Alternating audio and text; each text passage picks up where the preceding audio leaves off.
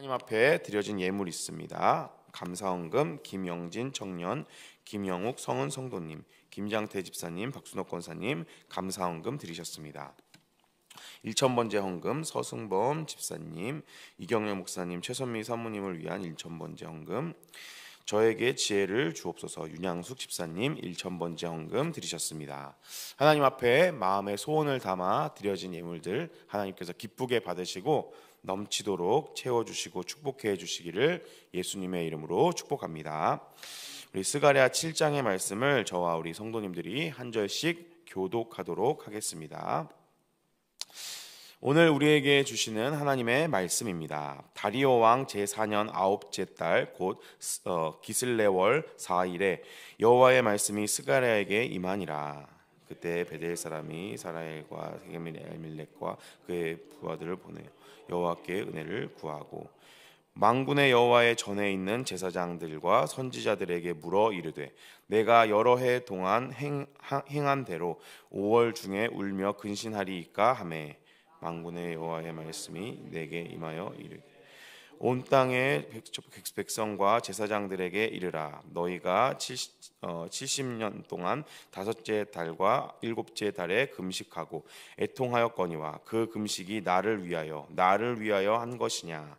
너희가 먹고 마실 때에 그것은 너희를 위하여 먹고 너희를 위하여 마신 것이 아니냐. 예루살렘과 사면 성읍의 백성이 평온히 거주하며 남방과 평원에 사람이 거주할 때에 여호와가 옛 선지자들을 통하여 외친 말씀이 있지 않느냐 하시니라. 여호와의 말씀이 스가랴에게 임하여 이르시되 만군의 여호와가 이같이 말하여 이르시기를 너희는 진실한 재판을 행하며 서로 인애와 긍휼을 베풀며 고아부와 고아와 그 은혜와 궁핍한 자를 압제하지 말며 서로 해하려고 마음에 도모하지 말라 하였으니 그들이 듣기를 싫어하여 등을 돌리며 듣지 아니하려고 귀를 막으며 그 마음이 금각석 같게 하여 율법과 만군의 여호와의 그 영이 옛 선지자를 통하여 한 말을 듣지 아니하므로 큰 진노가 만군의 여호와께로부터 나왔도다. 내가 불러도 그들이 듣지 아니한 것처럼 그들이 불러도 내가 듣지 아니하리라. 만군의 여호와가 말하였느니라.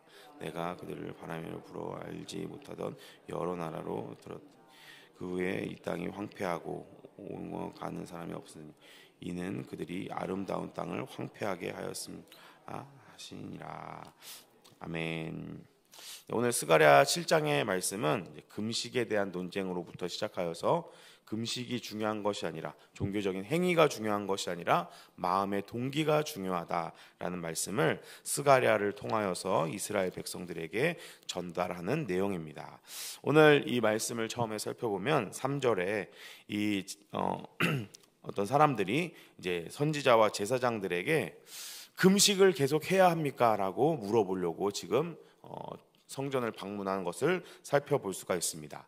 그래서 왜 이스라엘 백성들이 이렇게 금식하였냐면 주전 586년에 바벨론 군대에 의하여서 이 이스라엘에 있는 예루살렘 성전이 그러면 이 특별히 하나님께 예배를 드리고 제사를 드리는 이 성전이 파괴가 되었습니다. 그래서 이 사실을 기억하고 기념하면서 금식하고 울면서 우리가 하나님께 죄를 지었기 때문에 이렇게 성전이 파괴되었구나라는 것을 기억하고 하나님께 참회하고 그들의 애통한 마음을 표시하기 위하여서 성전이 없는 동안에 계속 금식을 하였습니다. 그런데 이제는 포로기에서 끌려온 사람들이 다시 이스라엘 땅으로 오게 되었고 성전을 재건하면서 성전이 완성되었으니까 우리가 성전이 없을 때에는 성전이 무너진 것을 기념하여서 이렇게 금식하고 하나님께 애통을 표했는데 성전이 이제 생겼으니까 그래도 계속 우리가 금식을 해야 될까요? 말아야 될까요? 라는 것을 묻는 장면을 우리가 살펴볼 수가 있습니다.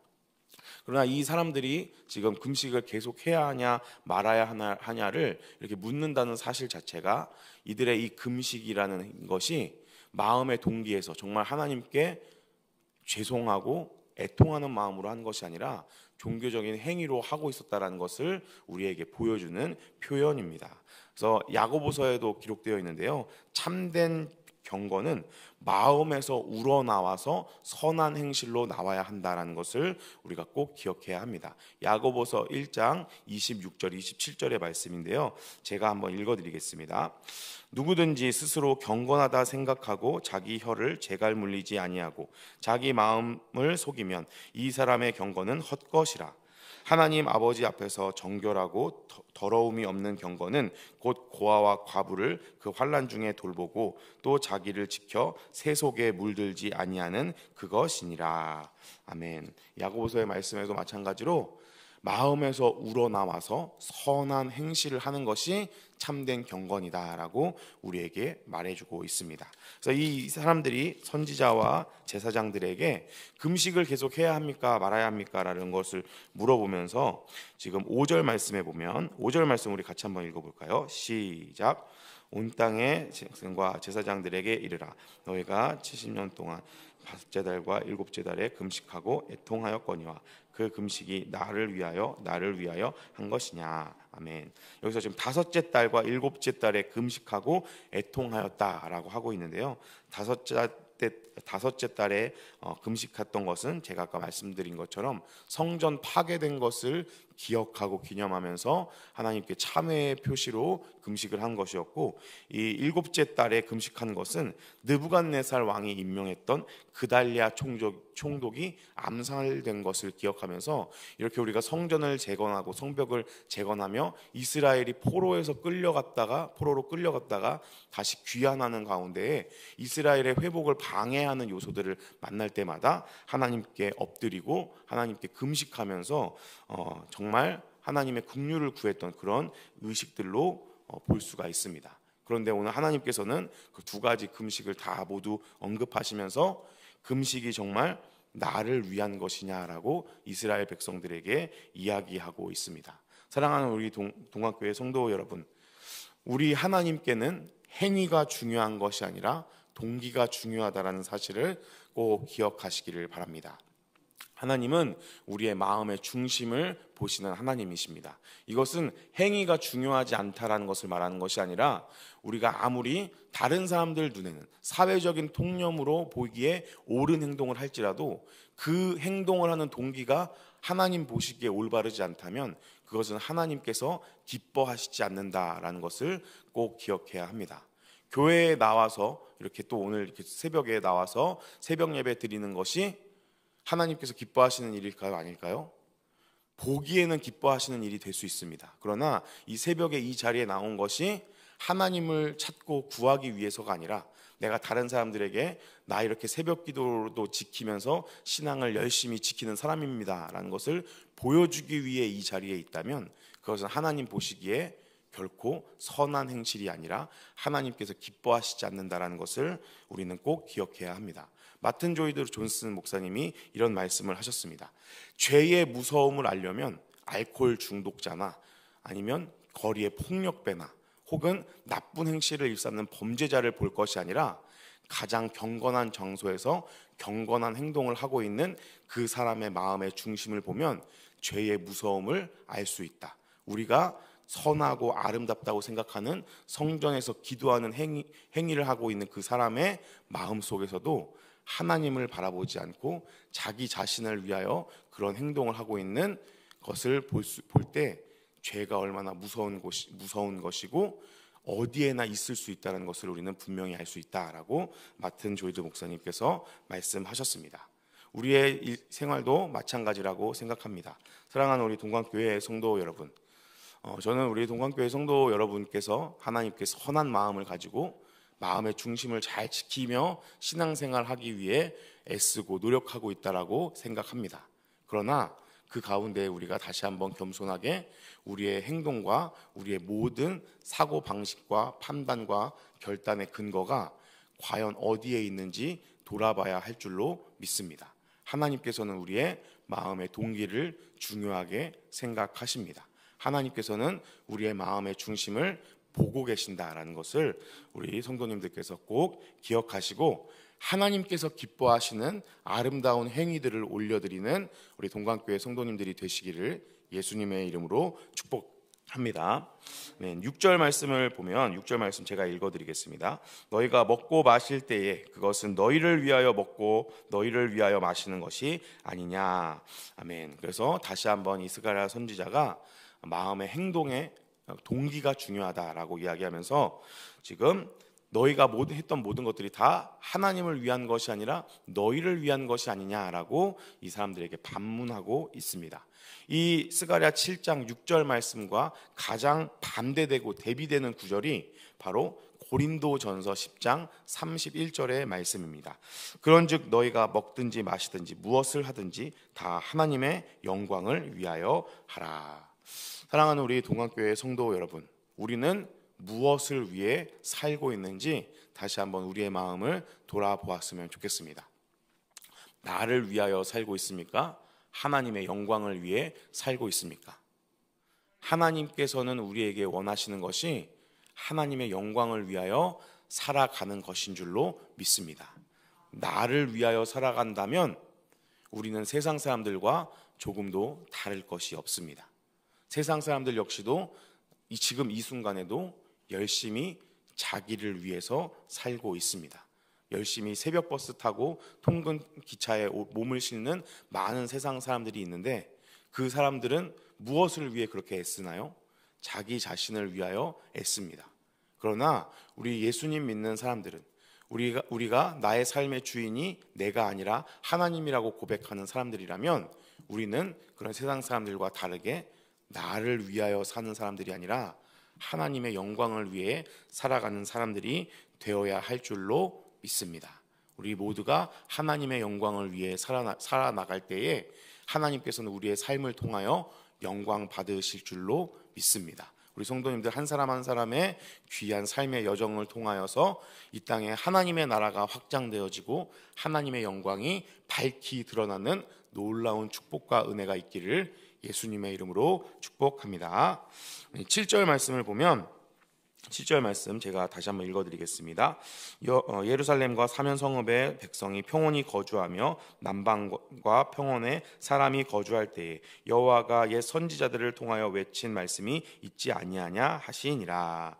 아멘. 여기서 옛 선지자들의 말씀이라는 것을 통해서 우리가 볼 수 있는 것이 무엇이냐면 하나님께서 지금 스가랴를 통해서 금식을 계속 해야 되나요 말아야 하나요 묻는 사람들에게 말씀하는 이것이 그냥 오늘 갑자기 하나님께서 말씀하신 것이 아니라 선지자들을 통해서 꾸준히 반복적으로 이스라엘 백성들에게 말씀하신 것이다 라는 것을 알 수가 있습니다. 그러나 하나님께서 선지자들을 통하여서 꾸준히 반복적으로 말씀하였지만 그러나 여전히 꾸준히 순종하지 않는 이스라엘 백성들의 모습을 우리가 볼 수가 있습니다. 그럼 옛 선지자들을 통하여서 하나님께서 이스라엘 백성들에게 어떤 말씀을 하셨는가? 이어지는 8절부터 10절 말씀까지를 보면 이 8절에서 10절까지의 말씀이 옛 선지자들이 이스라엘 백성들에게 무엇을 말했는지를 요약한 부분입니다. 이 8절부터 10절 말까지의 말씀을 다시 한번 제가 한 문장으로 요약하면 재판을 공정하게 해라. 그리고 인애와 국률로 살아가고 고아와 과부를 압제하지 말고 서로 해하려고 도모하지 마라. 이것을 요약하면 공정하게 재판해야 하는데 공정한 재판의 핵심은 무엇이냐면 국률과 인애이다. 그러니까 사람들에게 너 이만큼 죄를 지었기 때문에 넌 벌 받아야 돼라고 처벌을 위한 재판이 아니라 그 사람을 불쌍히 여기고 그 사람이 어떻게든 다시 회복할 수 있도록 재판하는 것이 옳고 정의로운 재판이다. 그리고 너희들은 과부와 고아를 압제하지 말라. 행동으로 다른 사람들에게 나쁜 해를 끼치지 말고 서로 해하려고 도모하지 말라. 생각조차도 하나님께서 보시고 그런 악한 생각은 품지 말라. 이것이 옛 선지자들을 통하여서 이스라엘 백성들에게 하나님께서 계속적으로 꾸준히 반복해서 말씀하고 있는 하나님의 말씀이고 이스라엘 백성들은 아쉽게도 안타깝게도 여기에 순종하지 못했다라는 것을 우리가 살펴볼 수가 있습니다. 그래서 이 이스라엘 백성들이 어떠한 이 하나님의 심판의 루틴에 빠지게 되냐면 10절, 12절 말씀을 보면 하나님의 말씀을 거부하고 불순종해서 하나님의 진노가 발생하고 그 진노로 인하여서 심판받는 이런 악순환의 고리에 빠진 것을 우리가 살펴볼 수가 있습니다. 그래서 이스라엘 백성들이 굳은 마음, 교만한 마음으로 이렇게 살아가니까 하나님께서 이스라엘 백성들에게 심판하시는 모습을 우리가 찾아볼 수가 있습니다. 하나님께서는 악하고 교만한 마음, 굳은 마음을 좋아하시지 않는 하나님이십니다. 그래서 우리가 대표적으로 살펴볼 수 있는 게 출애굽기에 보면 바로 왕이 나옵니다. 하나님께서 이 바로 왕의 마음을 일부러 그냥 완악하게 냅두셔서 그 이집트 땅 가운데 10가지 재앙으로 이집트 땅을 심판하는 안타까운 모습을 우리가 살펴볼 수가 있습니다. 사랑하는 우리 동관교회 성도 여러분, 그래서 우리는 신앙생활을 하면 할수록 더 겸손해야 하는 줄로 믿습니다. 왜냐하면 하나님께서 우리의 삶의 주인이시고 모든 판단과 모든 가치 판단의 근거이자 기준이 되신다는 사실을 우리는 꼭 기억해야 합니다. 나의 경험을 따라서 신앙생활하는 것이 아니라 하나님을 따라, 하나님의 말씀을 따라 신앙생활한다는 것을 우리는 반드시 기억해야 합니다. 그래서 이스라엘 백성들이 이렇게 하나님의 말씀에 불순종하고 하나님을 거부하니까 하나님께서도 마찬가지로 13절 말씀에 보면 너희가 내 말을 듣지 않은 것처럼 나도 너희의 말을 듣지 않겠다라고 말씀하고 있습니다. 이것이 얼마나 큰 저주입니까? 우리가 기도해도 하나님께서 그 기도를 듣지 않는다는 사실이 얼마나 우리에게 불행한 일인 줄을 모르겠습니다. 그래서 이스라엘 백성들은 이렇게 하나님께서 원하시는 대로 하지 못하고 하나님 말씀에 불순종하여서 하나님 말씀을 듣지 않으니까 하나님께서 이스라엘 백성들의 말도 듣지 않는 이런 안타까운 모습 가운데 저주받은 삶 가운데 빠지는 것을 우리가 살펴볼 수가 있습니다. 여기에서만 끝나는 것이 아니라 14절 말씀 마지막 말씀에 보면 이 땅이 황폐해지고 땅 여기저기로 흩어지는 안타까운 모습을 우리가 살펴볼 수가 있습니다. 하나님께서는 공의의 하나님이십니다.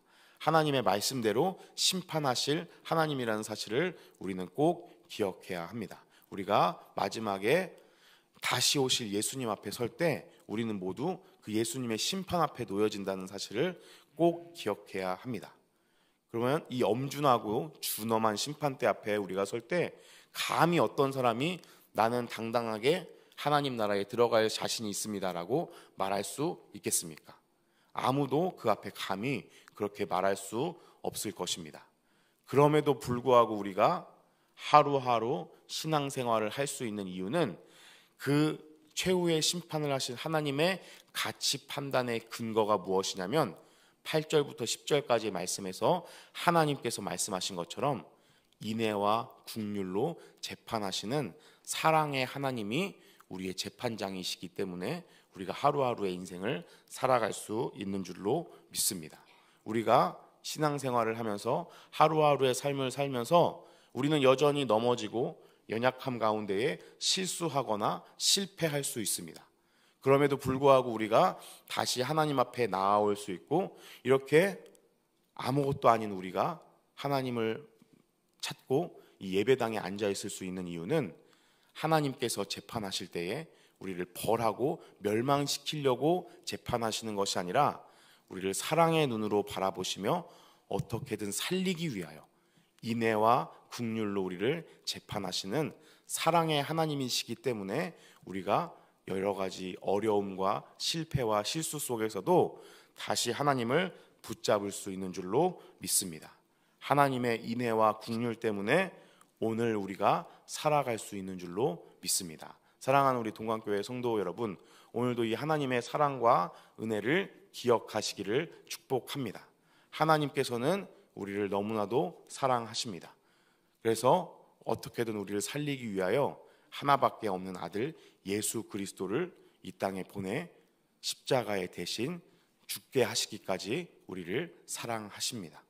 그리고 그 사랑을 받은 우리들이 여전히 실패하고 실수하고 넘어질 것을 아시기에 그런 우리가 조금이라도 더 하나님 뜻대로 살아갈 수 있도록 성령 하나님을 우리에게 보내주셔서 성령님의 인도를 따라 하루하루 살아가게 하시는 사랑의 하나님이라는 사실을 꼭 기억하시기를 바랍니다.